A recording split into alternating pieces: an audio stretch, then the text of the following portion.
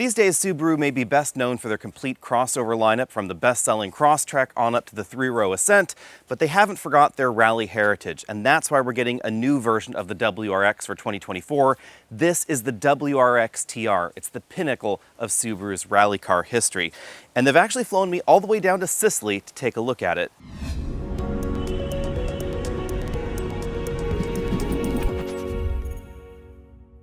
Probably the best thing for me to do is just grab the camera and take you on a tour of the WRX TR. Up front, you'll notice that we have the same sort of grille that we find in the rest of the WRX lineup. We, of course, have the typical Subaru full LED headlights up front right there, LED fog lights down below on the front bumper, some extra texture on those grille components there, and the distinctive hood scoop right up top.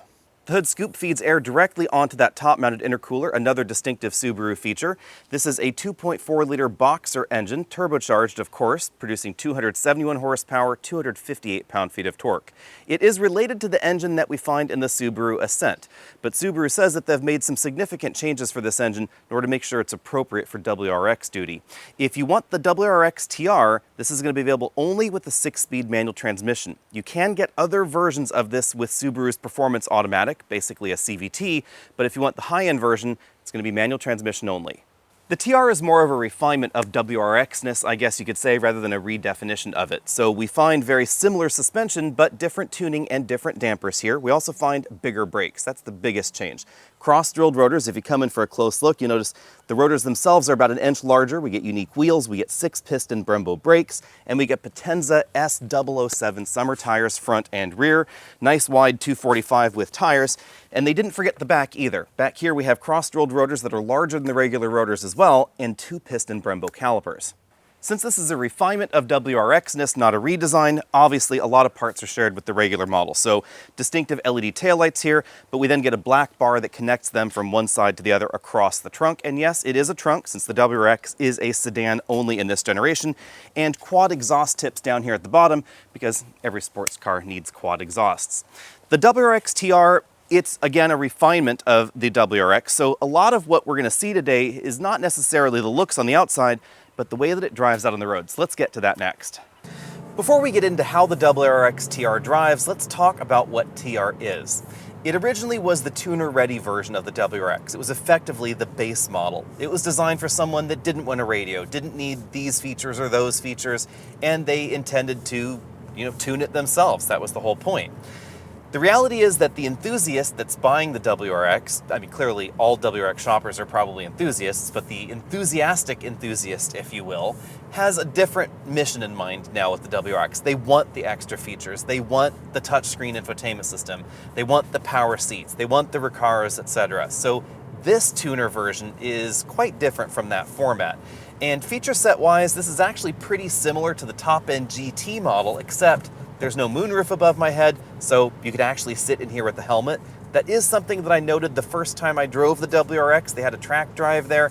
We had to put helmets on. We were in the GTs.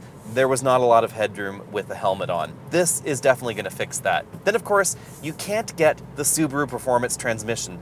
We only have the manual transmission. And to be honest, this is the way I would get the WRX anyway, because the Subaru Performance transmission is, let's be honest, it's a CVT.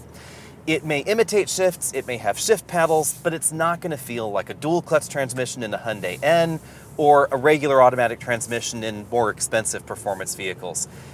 It is, however, going to have a rear power bias, which is the interesting twist. The all-wheel drive system is not the same in the manual transmission WRX and the automatic WRX. The automatic model uses a multi-plate clutch center coupling, and it's going to default to sending 55% of the power to the rear, 45% to the front. If you get the manual transmission, it's more of a traditional Subaru viscous clutch setup. So basically there's a fluid inside there, it has two sort of paddle units, and the differential in speed causes power to be transferred from one side to the other.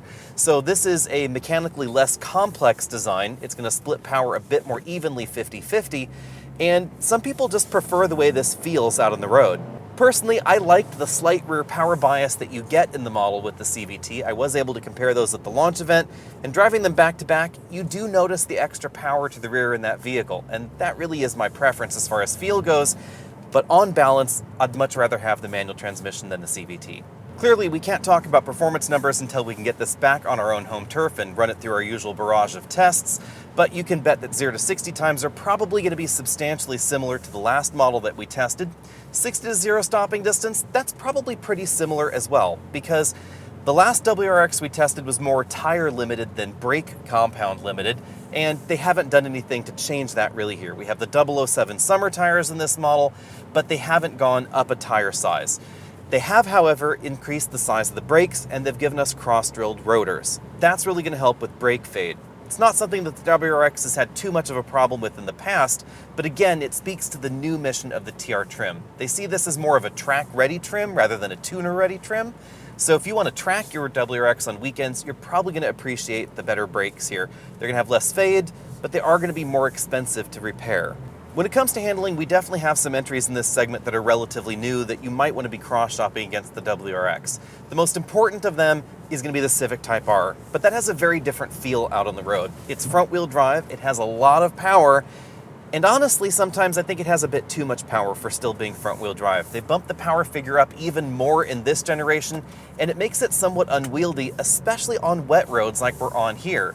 Interestingly, at the launch of the Type R, it was also raining cats and dogs in Northern California, and that just highlighted the fact that it really needed more traction. This is certainly going to be the option if you live in the Pacific Northwest or you live in an area with a lot of snow and you still want a performance vehicle, you want to have fun, and you don't want to worry about traction. But you could also consider something like a GR Corolla. The GR Corolla is definitely very, very fast. It has more power than this, it's smaller than this, it has sort of a neat and tidy dimension, but it doesn't feel quite as, I guess, personality-filled. It definitely feels more antiseptic, more video game-like, I guess you could say, as far as its driving nature is considered.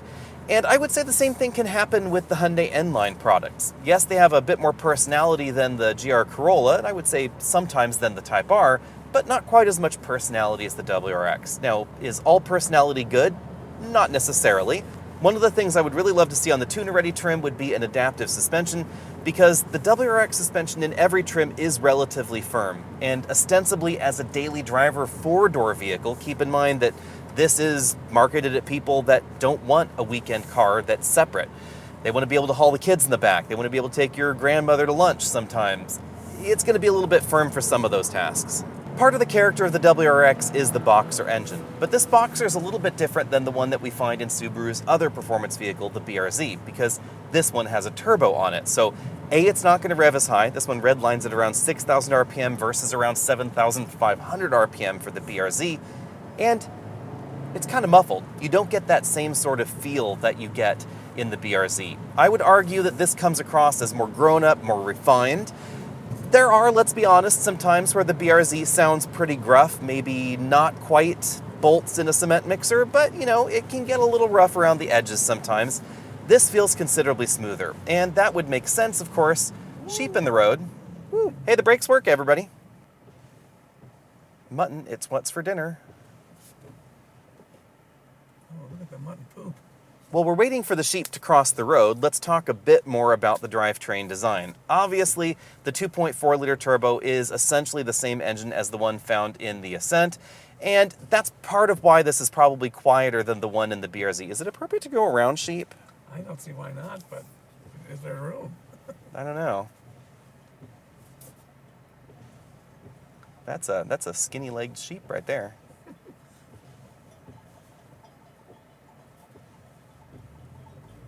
Oh, look at this one with the sheep bell. Just clanging along. There we go. Okay. As I was saying, the 2.4-liter turbo is related to the one that we find in the Ascent, and obviously an Ascent shopper is not going to want a raucous 2.4-liter Boxer under the hood, so that's why this comes across as a little bit more civilized. But the rest of the structure of the WRX is closely related to the Legacy, the Crosstrek, the Impreza, and of course the Subaru Outback. So this is going to feel very different out on the road than the BRZ. Now let's listen to that exhaust.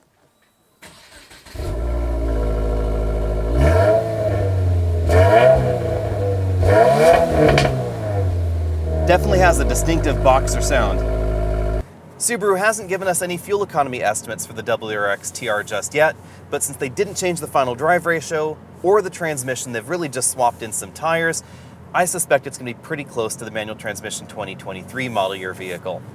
Bottom line, the WRX is more grown up than ever, but so is the rest of the competition. This is sort of like the middle-aged athletic club in a way. They all still look pretty good, but you know, they're not playing professional sports anymore. That goes for this, it goes for the Type R, it also goes for some of the newer entries like the GR Corolla. The GR Corolla could have been a lot more fun if it had happened 20 years ago, where it probably would have weighed 800 pounds less. But in the modern world where everything is going to have adaptive cruise control and it's going to have autonomous emergency braking, and we expect comfortable seats, power seats in a vehicle this size, and we're expecting a turbocharged engine and power, there's just a weight reality for having all those things in a performance vehicle. And of course, there's the price tag. The price tag has escalated as well over time.